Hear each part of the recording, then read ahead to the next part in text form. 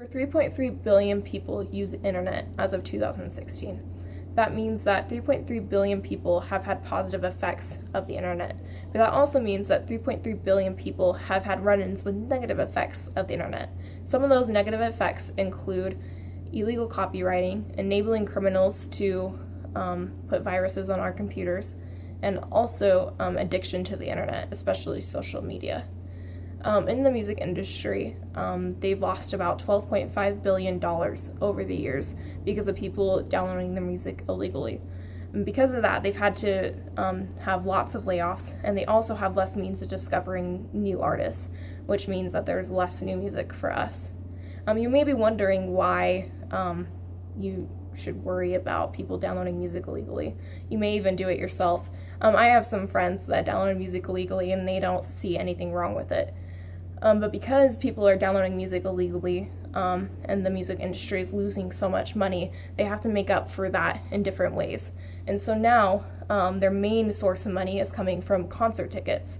And so they've raised the concert ticket prices because that's more of a reliable source of money than selling the actual music. Also, if you download music illegally, it could result in a lawsuit. People have paid thousands to hundreds of thousands of dollars because they've been caught downloading music illegally.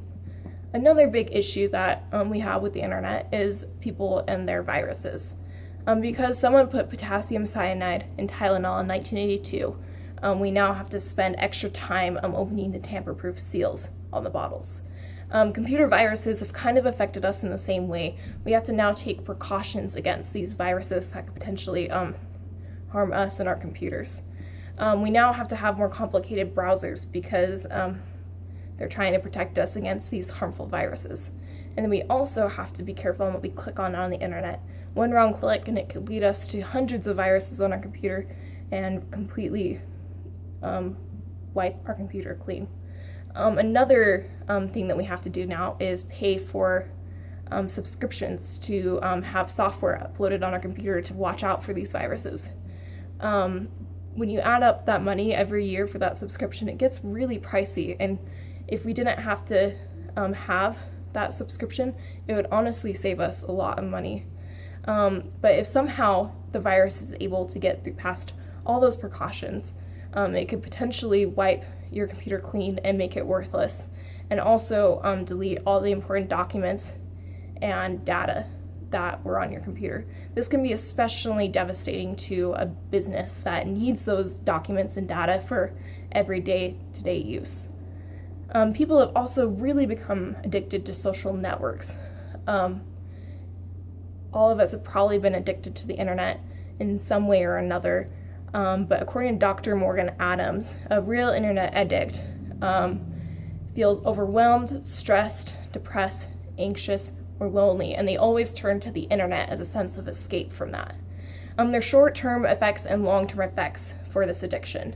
The short-term effects are pretty obvious, like you put off responsibilities, you become a little bit more lazy, and you also put on more weight.